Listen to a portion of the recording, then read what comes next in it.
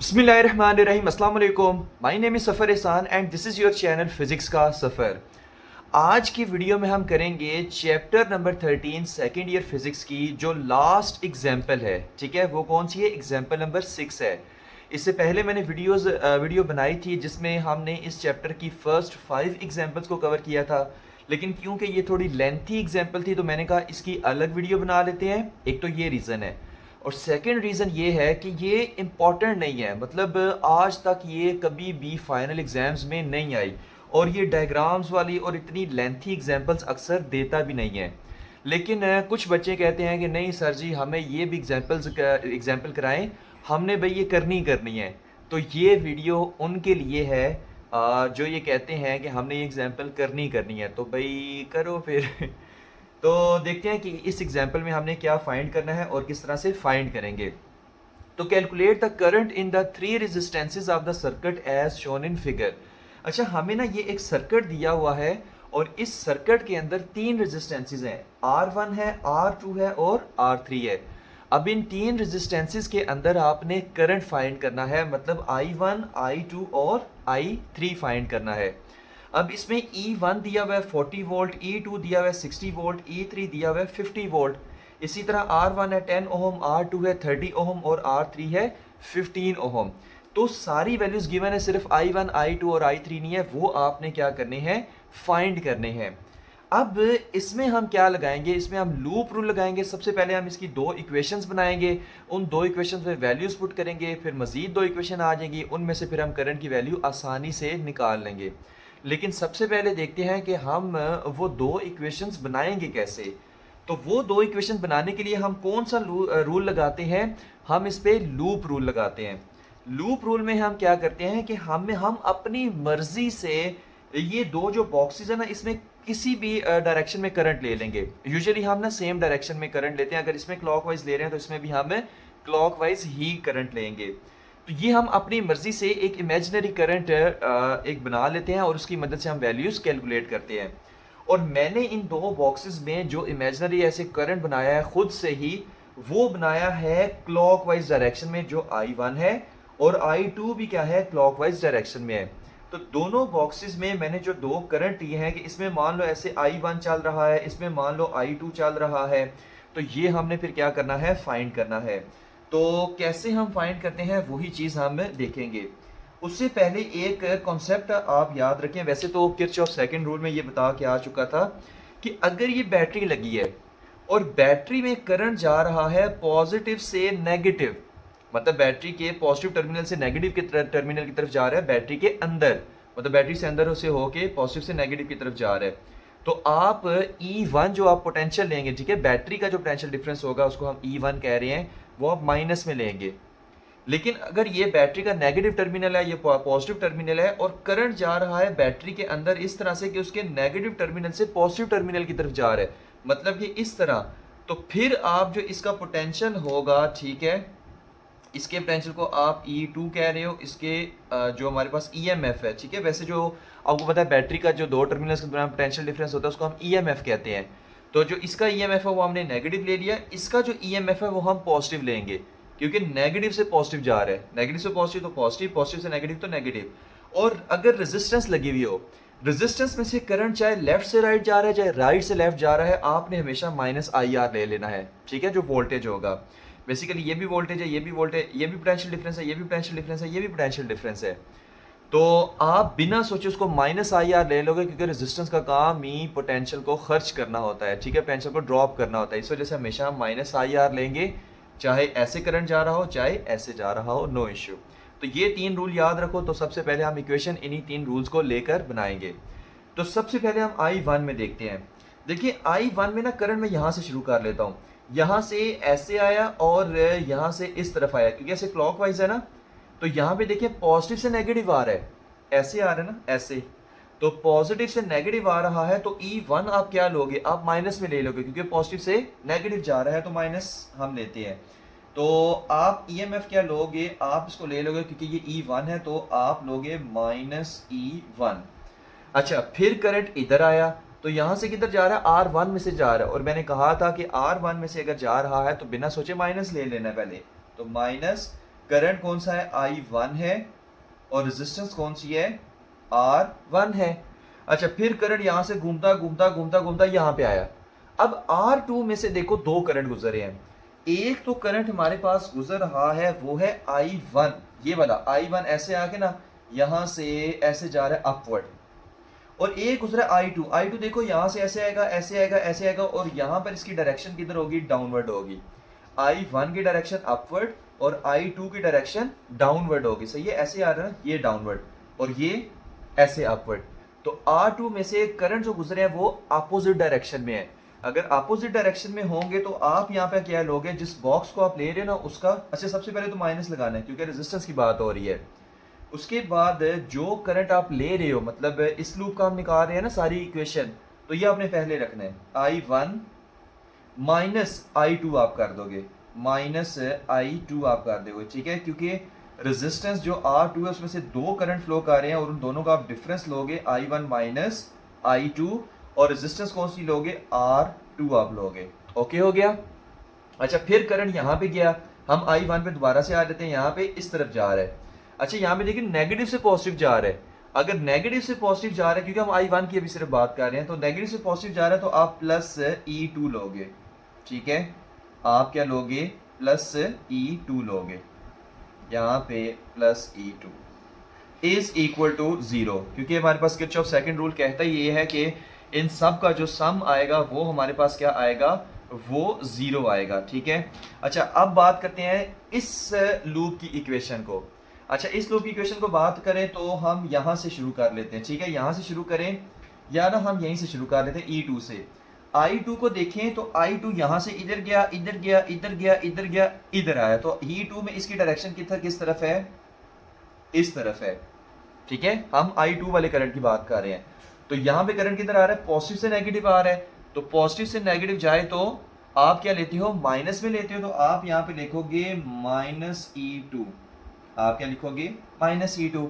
अच्छा, फिर R2 में से आ रहा है, अब R2 में से फिर दो करंट गुजर रहे हैं, एक I2 डाउनवर्ड, एक I1 अपवर्ड, तो आप सबसे पहले माइनस लगाओगे क्योंकि रेजिस्टेंस आ गई है, और I2 माइनस I1 आप करोगे क्योंकि आप ये वाला अब बॉक्स ले रहे हो, I2 माइनस I1, और रेजिस्टेंस कौन सी लोगे, R2 लोगे।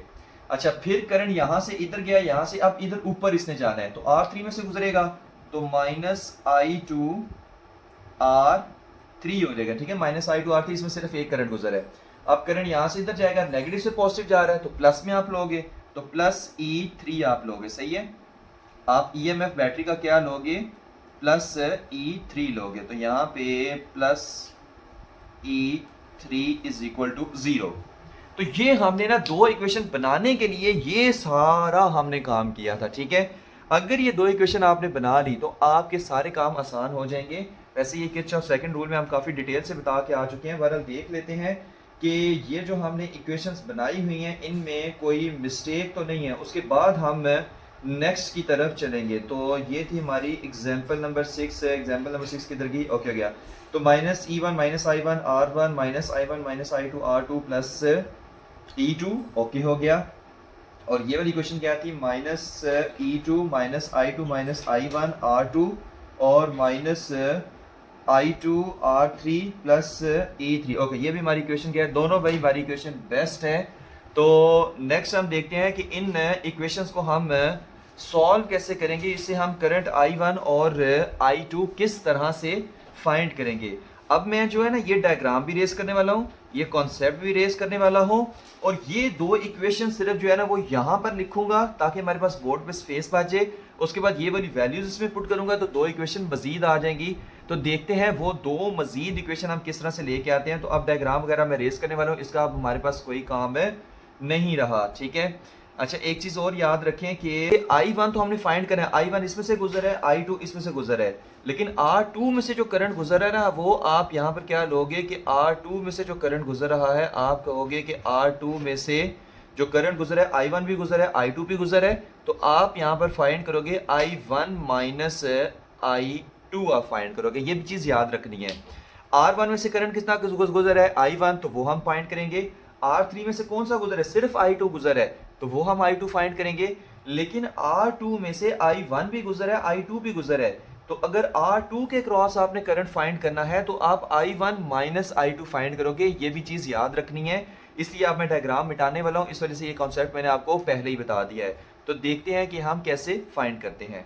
तो ये वाली दो इक्वेशंस हमारे पास आई थी, तो इसको मैं कह देता हूँ इक्वेशन नंबर 1 और इसको मैं कह देता हूँ इक्वेशन नंबर 2। ठीक है, अब आपने कुछ भी नहीं करना, आपने जस्ट इतना करना है कि यहाँ पर सबसे पहले इक्वेशन 1 में ये वैल्यूज पुट करनी है, फिर इक्वेशन 2 में ये वैल्यूज पुट करनी है और देखना है कि दो नई जो इक्वेशंस आती हैं वो कौन सी हैं।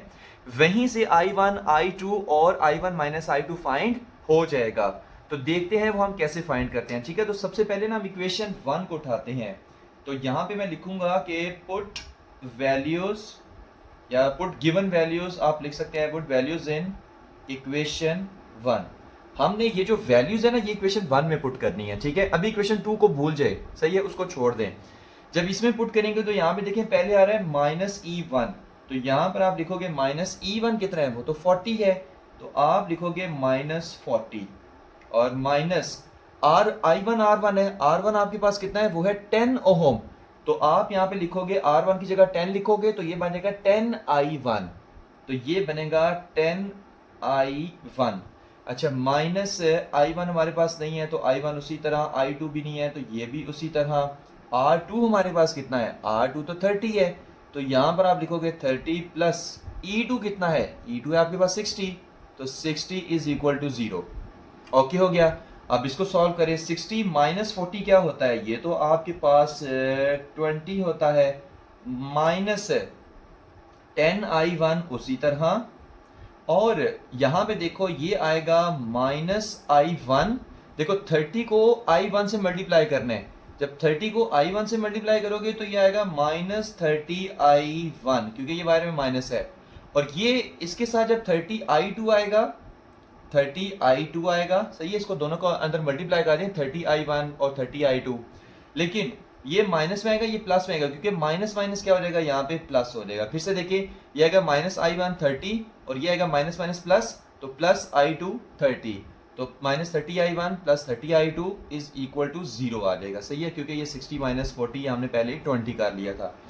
अब ये क्या बन रहा है, ये बन रहा है 20 माइनस 10I1 और माइनस 30I1, ये क्या बनता है, ये बनता है माइनस 40I1 बनता है। ठीक है, और प्लस 30I2 उसी तरह, 30I2 उसी तरह इज इक्वल टू 0। सही है, आप कुछ भी नहीं करना, सिर्फ यहाँ से 10 को कॉमन ले लें। अगर 10 को कॉमन लें तो आएगा 2 माइनस 4I1 और प्लस 3I2 और इज इक्वल टू 0। कुछ भी नहीं किया, 10 को कॉमन लिया, 10 2 क्या होता है 20, 10 4 40 और 10 3 30 होता है। अब क्या मैं इस 10 को इधर 0 के नीचे डिवाइड कर सकता हूँ, भाई बिल्कुल कर सकता हूँ, और 0 के नीचे जब 10 को डिवाइड करेंगे फिर आंसर क्या आएगा, 0 ही आएगा। तो आपने 10 को इधर ला के 0 के नीचे डिवाइड करना है, तो यहाँ से 10 खत्म हो जाएगा और यहाँ पे 0 बरकरार रहेगा। ऑप्शन स्टेप समझ आ गया, 10 को 0 के नीचे डिवाइड करना है तो 0 ही आ जाएगा। तो आप फिर लिखोगे 2 minus 4I1 plus 3I2 is equal to 0। Okay हो गया, तो ये चीज़ आपने करनी है।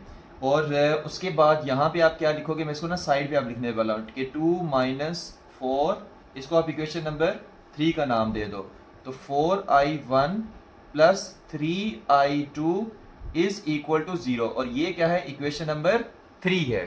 ठीक है, अब हम फाइंड करते हैं कि ये जो इक्वेशन नंबर 2 है इसमें जब वैल्यूज पुट करेंगे तो कौन सी इक्वेशन आएगी। जब ये हमारे पास दो इक्वेशन आ जाएंगी फिर हम आराम से I1 और I2 फाइंड कर लेंगे, उसमें कोई इशू हमें नहीं होगा। सही है, तो अब हम क्या करेंगे, अब हम करते हैं इस एरो को इधर लगा देते हैं। ठीक है, इस एरो को इधर लगा देते हैं कि अब पुट वैल्यूज इन इक्वेशन 2। अब हम इक्वेशन 2 में, ये हमारी इक्वेशन 2 थी, इसमें ये वाली वैल्यूज पुट करेंगे और देखते हैं आंसर क्या आता है। E2 कितना है, E2 तो 60 है, तो आप यहाँ पे लिखोगे minus 60 minus I2 minus I1, क्योंकि I2 और I1 मेरे पास है ही नहीं है। R2 कितना है, वो तो 30 है, तो यहाँ पर आप लिखोगे 30 माइनस I2।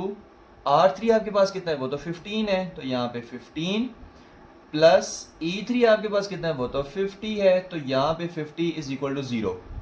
सही है, अब इसको रीअरेंज कर लेते हैं। -60 प्लस 50 कितना होता है? -60 प्लस 50 होता है -10, और -i2 है ना, तो -i2 और 30 जब i2 से मल्टीप्लाई होगा तो 30i2 हो जाएगा, और ये साथ में माइनस आएगा, तो -30i2। अच्छा, 30i1 से जब मल्टीप्लाई होगा तो 30i1 हो जाएगा, और ये माइनस माइनस प्लस हो जाएंगे, तो प्लस 30i1 हमारे पास आ जाएगा, -15i2 आ जाएगा, और इज इक्वल टू 0 आ जाएगा। ठीक है, क्योंकि ये 50 -60 तो -10 हो गया था ना, तो ये हमारे पास इक्वेशन आ गई। कुछ भी नहीं किया, 30 को i2 से मल्टीप्लाई किया, 30 को i1 से मल्टीप्लाई किया, इसके साथ माइनस आ गया, ये माइनस माइनस प्लस हो गया, ये -15i2 उसी तरह आ गया, और कोई इशू नहीं हुआ यहाँ पे। और -10 यहाँ पर आएगा। अब 30i2 और -30i2 और -15i2 ये कितना होता है? ये तो -45i2 होता है, क्योंकि माइनस है, ये भी माइनस है, तो माइनस माइनस, और -30i2 -15i2 ये हो जाएगा -45i2 और plus 30i1 is equal to क्या आ जाएगा? 0 आ जाएगा। अब यहां से हम क्या चीज कॉमन ले सकते हैं भाई? 5 कॉमन ले सकते हैं, तो 5 को कॉमन लेंगे तो यहाँ पे क्या आ जाएगा? -2। ठीक है, 5 को कॉमन लेंगे तो -2 यहाँ पे आ जाएगा ना, यहाँ पे क्या आएगा? -9। ठीक है, क्योंकि 5 9 45 होता है, -9i2, और प्लस 5 6 30, तो 6i1 इज इक्वल टू 0। कुछ भी नहीं किया, 5 कॉमन लिया, 5 2 क्या होता है? 10, 5 9 क्या होता है? 45, और 5 6 क्या होता है? 30 होता है। सेम उसी तरह 5 इधर आगे डिवाइड हो सकता है 0 के नीचे, बिल्कुल हो सकता है, क्योंकि इधर मल्टीप्लाई हो रहा है, तो 0 डिवाइडेड बाय 5 क्या होगा? वो हमारे पास 0 ही आएगा, तो यहाँ पे हम इसको एज इट इज 0 लिख देते हैं। ठीक है, तो यहाँ पे 5 कॉमन लिया, तो अब 5 डिवाइडेड बाय 0 डिवाइडेड बाय 5 0 ही आएगा, तो हम नई इक्वेशन बना लेते हैं। -2 -9i2 plus 6i1 is equal to क्या आएगा? 0 आ जाएगा। डन हो गया, और ये हमारी आ गई इक्वेशन नंबर 4। अब इसको इधर लिख देना है, तो आपके पास आ जाएगा -2 -9i2 और प्लस 6i1 और इज इक्वल टू 0, और ये हमारे पास आ जाएगी इक्वेशन नंबर, आप इसको नाम देने इक्वेशन नंबर 4 का। ठीक हो गया, तो ये जो दो इक्वेशन थी ना, ये हमने फाइंड करनी थी, और इन्हीं से हम i1 और i2 फाइंड करेंगे। अब मैं बाकी सारा रेस करने वाला हूँ, तो यहाँ से ये सब कुछ क्या हो गया? टाटा बाय बाय हो गया। सही है, तो इसको भी अब हमारे इस क्या कहने वाला था, इसको भी अब हमारी ज़रूरत नहीं है, हमें अब इसकी ज़रूरत नहीं है। ठीक है, तो अब हम इसको रेस कर रहे हैं, तो ये सिर्फ दो इक्वेशन लिखी रहने देंगे, और इसमें से देखते हैं कि हम कैसे i1 और i2 निकालेंगे। ठीक है, अब देखिए i1 की ना वैल्यू है ना i2 की वैल्यू, तो वो कैसे निकालें? अब देखें, उसका भी एक तरीका है, या तो यहाँ से i1 की वैल्यू निकाल के यहाँ पर पुट कर दें, i2 मिल जाएगा, या आप ये करें, यहाँ से i2 की वैल्यू निकाल के इस इक्वेशन 3 में पुट कर दें। ठीक है, i2 की वैल्यू निकाल के इस इक्वेशन 3 में पुट कर दें तो i1 मिल जाएगा। तो अब कुछ भी कर सकते हैं, जो मर्जी करेंगे आंसर ठीक आएगा। मैंने क्या कहा है, या यहाँ से i1 की वैल्यू निकालें, यहाँ पर पुट कर दें तो i2 मिल जाएगा, या यहाँ से i2 की वैल्यू निकालें, यहाँ पर पुट करें तो i1 मिल जाएगा। तो मैं क्या करता हूँ, इक्वेशन 3 में से i2 की वैल्यू निकाल के ना यहाँ पे पुट कर देता हूँ। तो इक्वेशन 3 हमारे पास क्या थी? 2 - 4i1 plus 3i2 is equal to 0, और आप इसको नाम दे लो इक्वेशन नंबर 4 का। ठीक है, नाम के पहले, सॉरी कौन सी इक्वेशन? इक्वेशन नंबर 3 हमने इसको नाम दिया है। सही है, अब इसमें से पहले निकालेंगे i2 को निकाल के यहाँ पे पुट कर देंगे।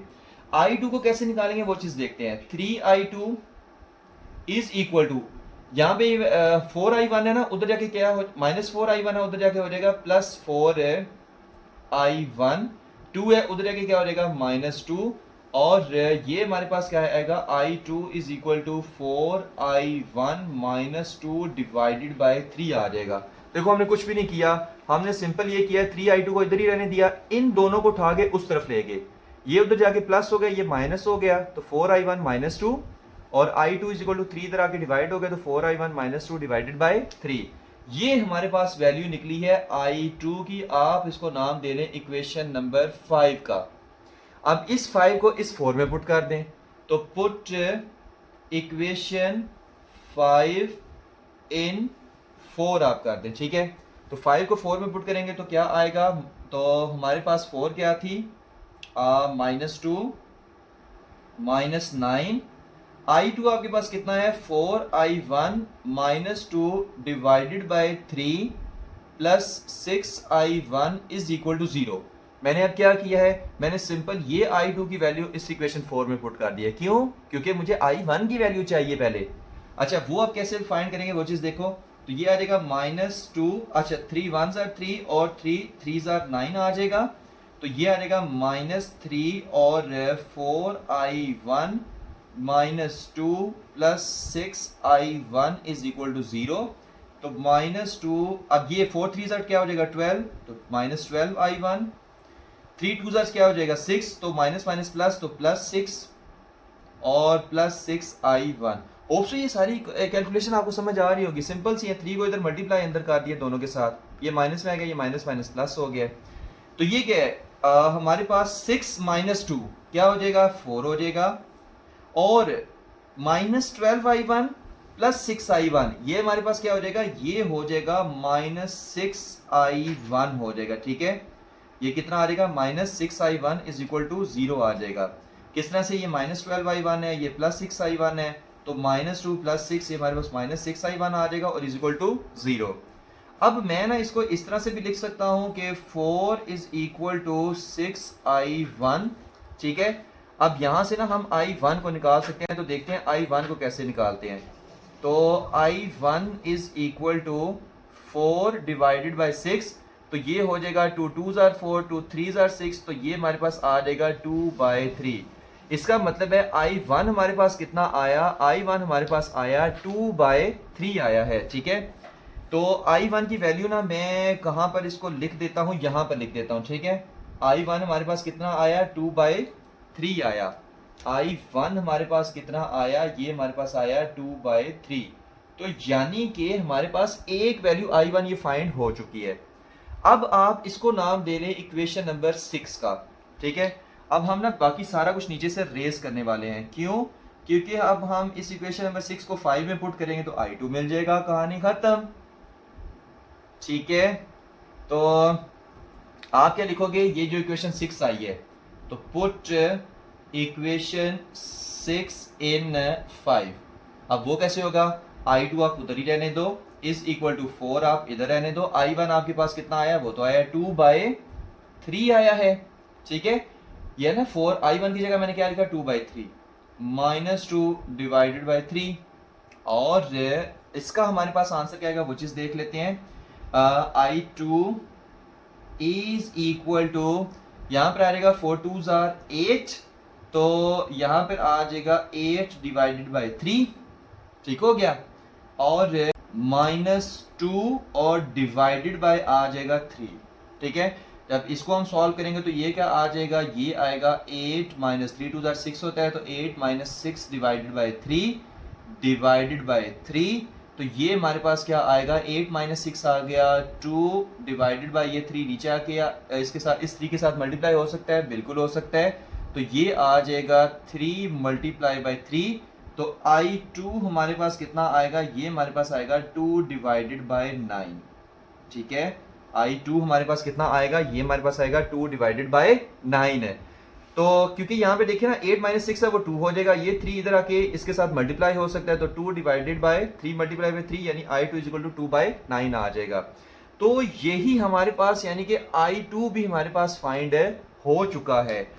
अब हम क्या करते हैं, हमारे पास जो लास्ट वन रह गया है ना, जो लास्ट वन रह गया है कौन सा, I1 - I2, अब हम वो फाइंड करते हैं।